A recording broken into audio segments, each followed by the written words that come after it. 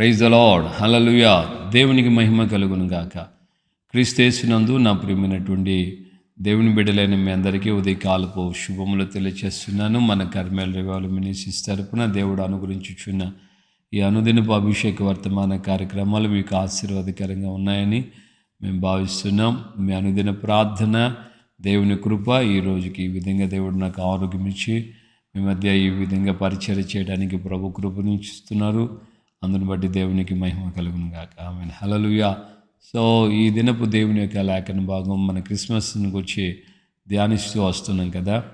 So ఈరోజు కూడా లూకా సువార్త 2వ అధ్యాయము 19వ వచనంలో రాయబడిన మాటలు మనం జ్ఞాపం చేసుకుందాం. మరియమ్మ తల్లిని గురించి అక్కడ రాయబడింది.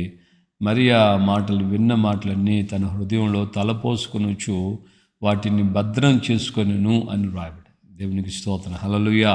ప్రియులారా, మనం గమనించాల్సిన మాట ఏంటంటే దేవదూతలు ద్వారా మరియమ్మ తల్లికి ప్రకటించబడిన విషయం ఇది. ఆమె ప్రెగ్నెంట్ కాకమునిపో దేవదూత చెప్పినటువంటి విషయం.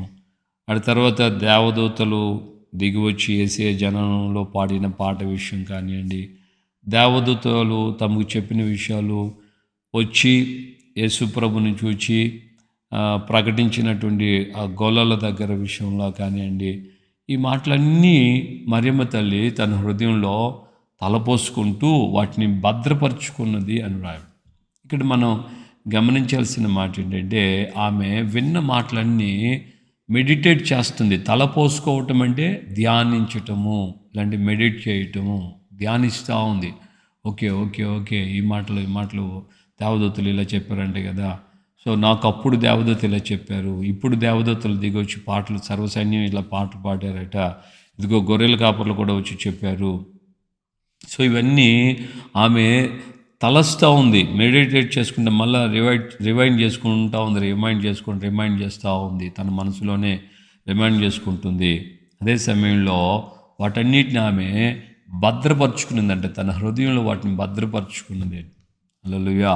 సో చాలామంది వాక్యాలు వింటుంటారు, కొన్ని సందర్భాల్లో ధ్యానించినట్టుగా ఉంటుంది, కానీ తర్వాత ఏమవుతుందంటే విడిచిపెట్టేస్తూ ఉంటారు. సింపుల్గా ఉంటుంది కొంతమంది విశ్వాసుల పరిస్థితి. నిన్న ఆదివారం ఏ వాక్యం చెప్పామని అడిగామనుకోండి, ఆన్సర్ ఉండదు, రెస్పాన్స్ ఉండదు. ఏం చెప్పారు ఇక తల్ల గోక్కుంటూ ఉంటారంట. ఏం వాక్యం. అదే వాళ్ళకి కొన్ని పరిస్థితుల గురించి చూస్తే వాళ్ళు అసలుకి కొన్ని విషయాలు మాత్రం ఎంత పరిస్థితి అయినా సరే చివరికి చనిపోయే వయసు వచ్చినా కూడా కొన్ని మాటలు మాత్రం వాళ్ళు మర్చిపోయారు.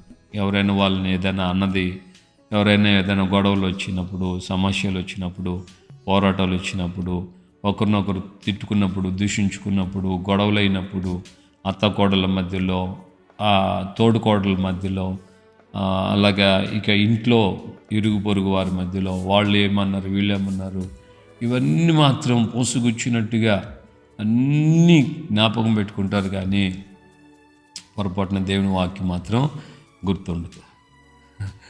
నాకు ఒకరోజు ఒక సమయంలో దాదాపు 20 సంవత్సరాల పైన అయిపోయింది.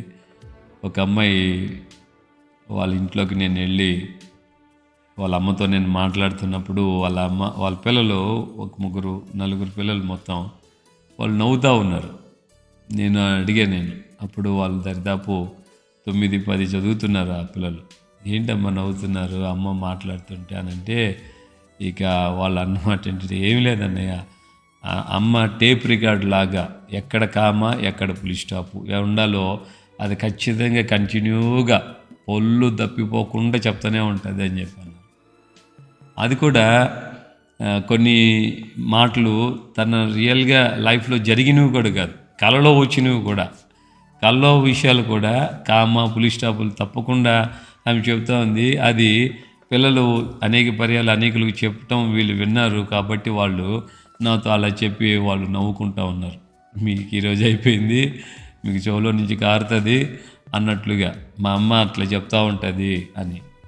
వాళ్ళకి పులి స్టాపు కామాలు ఏమీ పొరపాటున మర్చిపోరు. అదే తల్లిని వాక్యం అడిగామనుకోండి, వాక్యం ఏం చెప్పారు, మీకేం వాక్యం గుర్తుంది అని అంటే ఇక దాన్ని దీర్ఘాలోచనలోకి వెళ్ళిపోతుంది.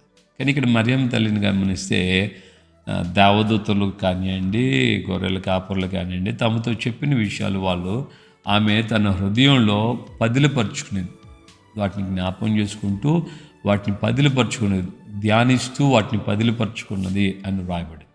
దేవునికి మహిమ కలుగును గాక. హల్లెలూయా. ప్రియులారా, దీన్ని మనం గమనించాల్సిన మాట ఏంటంటే, ఆమె దేవుని యొక్క అద్భుతమైనటువంటి ఆశ్చర్యమైనటువంటి కార్యాలని తన జీవితంలో తాను ఊహించిన, తాను ఎదుర్కొంటున్న దానికంటే అమితంగా, తనకి ఎక్కడ ఏది కూడా పరిపూర్ణంగా పూర్తిగా తెలియబడకపోయినా సరే, తనకు అన్ని ఎక్స్ప్లెనేషన్ దేవుడు క్లియర్గా విడమర్చి చెప్పకపోయినా, దేవుడు చెప్తున్న మాటలు మాత్రం తను నమ్మటం ప్రారంభించింది, విశ్వసించడం ప్రారంభించింది. అవన్నీ మనసులో పదిలిపరుచుకోవటం ప్రారంభించింది, ధ్యానిస్తూ ఉంది. హల్లెలూయా. మరి మనం దేవుని యొక్క సన్నిధిలో ఇన్ని క్రిస్మస్లు ఆచరించాం కదా, మనకు చెప్పబడుతున్న వాక్యాలు మనం ఎప్పుడైనా హృదయంలో పదిలిపరుచుకున్నామా? హృదయంలో వాటిని ధ్యానిస్తున్నామా? మళ్ళా ఆ వాగ్దానాలు, ఆ మాటలను ఎందు స్థిరంగా నిలకడగా నిలబడి ఉండేటట్లుగా మనం ఏమైనా చేయగలుగుతున్నామా? ఒకసారి ఆలోచించండి. దేవుని యొక్క వాక్యం ఈ విశ్వాసంలో మనల్ని బిల్డప్ చేసుకునే విషయంలో దేవుని యొక్క ఆత్మ మనకి ఈ విషయాలను తెలియచేస్తుంది. Faith is not understanding everything.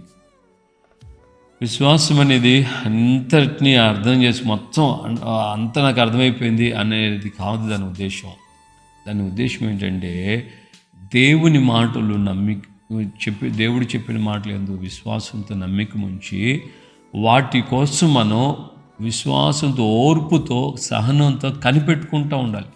దేవుడు చెప్పిన ఆ వాగ్దానాలు నెరవేర్చబడేంత వరకు కనిపెట్టుకుంటూ ఉండాలి. అండర్స్టాండింగ్ అయిపోయింది, అర్థమైపోవటం. ఫెయిత్ అంటే అర్థమైపోవటం కాదు, అండర్స్టాండింగ్ చేసుకోవటం కాదు. బట్ పేషెంట్లీ, సైలెంట్గా, పేషెంట్గా మనం ఓపికతో విన్న వాగ్దానాలు నమ్మకంతో, విశ్వాసంతో, సహనంతో వాటిని యొక్క ఎదురు చూసి, అవి జరిగేంత వరకు ఎదురు చూస్తూ కనిపెట్టుకో ఉండటమే విశ్వాసం. దేవునికి మహిమ కలుగును గాక. మరి మన జీవితంలో ఈ విశ్వాసపు ఛాయలు ఎలా ఉన్నాయి? ఏ విధంగా విశ్వాసాన్ని మనం బిల్డప్ చేసుకుని నడిపించగలుగుతున్నాం? ఒకసారి నీవు ఆలోచించుకో. విశ్వాసంలో మన జీవితాలని పురికొల్పుకోవాలి, మనం ఎదిగేటట్లు చేసుకోవాలి. ప్రభువు ఆ విధంగా మనకు తోడుగా ఉండి మనల్ని బలపరిచి నడిపిస్తాడు. ప్రార్థన చేసుకుందాం. ప్రేమగల తండ్రి, మీకు వందనాలు. ఈ ఉదయకాలం ముందు మాతో మీరు మాట్లాడి తెలియనటువంటి మరియమ్మ అయ్యా, దేవదూతలు కానివ్వండి, అలాగే గొర్రెల కాపర్లు కానివ్వండి, తమతో చెప్పిన మాటలు హృదయంలో ఆమె బదిలిపరుచుకొని ధ్యానం చేస్తూ వాటిని భద్రపరుచుకున్నారు అని రాయబడింది. ఆ విధంగా మా జీవితాల్లో అయ్యా అనేక చోట్ల నుండి మీరు వినిపిస్తున్నటువంటి మాటలు మీ ఆత్మ ద్వారాను, మీ లేఖనాల ద్వారాను, మీ యొక్క నాయన అయ్యా సేవకుల ద్వారాను వినిపిస్తున్నటువంటి మాటలు మా హృదయాల్లో మేము నీరు కట్టి ఫలింప చేసుకుంటూ వాటిని భద్రపరచుకోవడానికి, వాటిని ధ్యానించుకోవడానికి మాకు కృప దయచేయండి నాయన. విశ్వాసం అంటే అంతా అవగాహన చేసుకోవటం కాదు, కానీ విశ్వాసం అనేది అయ్యా మీరు చెప్పిన మాటలు ఎందుకు విశ్వసించి నమ్మకంతో దాన్ని స్థిరంగా చేపట్టుకొని గట్టిగా అది నెరవేరేంత వరకు ఓపికతో, సహనంతో కనిపెట్టడం అని మీ యొక్క ఆత్మ ద్వారా విశదీకరించారు. ఈ మాటలు మా హృదయాల్లో నీరు కట్టండి, ఫలింపచేయండి, మీరు ఆఖరి రాజ్యానికి సిద్ధపరచండి. ఈ వాక్యాలు వింటున్న ఒక్కొక్కరిని మీరు దీవించమని యేసు నామములో ప్రార్థించి పొందున్నాము తండ్రి, ఆమేన్. మన ప్రభు అయిన యేసుక్రీస్తు కృపయు, తండ్రి అయిన దేవుని ప్రేమ, పరిశుద్ధాత్మిక అన్యోన్య సహవాసం, సమాధానం ఇప్పుడు ఎల్లప్పుడూ సకల పరిశుద్ధులకి మనకును ప్రభాకడ పర్యంతం కృపతోడే ఉండి నడిపించును గాక. ఆమేన్, ఆమేన్. హల్లెలూయా. ప్రభుపేట అందరికీ వందనాలు. నిశ్చయముగా ప్రభు మనకు తోడుగా ఉండి ఆయన మనల్ని బలపరిచి నడిపిస్తాడు. విశ్వాసంతో ఈ మాటలు వింటున్న మనం వాటిని పదిలపరుచుకోవాలి, భద్రం చేసుకోవాలి. ఈ రెండు మన హృదయంలో దాచేసుకోవాలి, పదిలపరుచుకోవాలి. వాటిని మళ్ళా ఏం చెప్పాడు వాగ్దానం, ఏమిచ్చాడు దేవుడు. ఈ మాసంలో డిసెంబర్ 1వ తేదీన వాగ్దాన కూడికలో నీ ప్రార్థన నేను అంగీకరించున్నాను అని చెప్పటం జరిగింది. ఆ మాట మన హృదయంలో బదిలిపరుచుకున్నామా? ఆ మాటలు నా ప్రార్థన అంగీకరించాడు, అన్న విశ్వాసం మన గుండెల్లో ఉండాలి.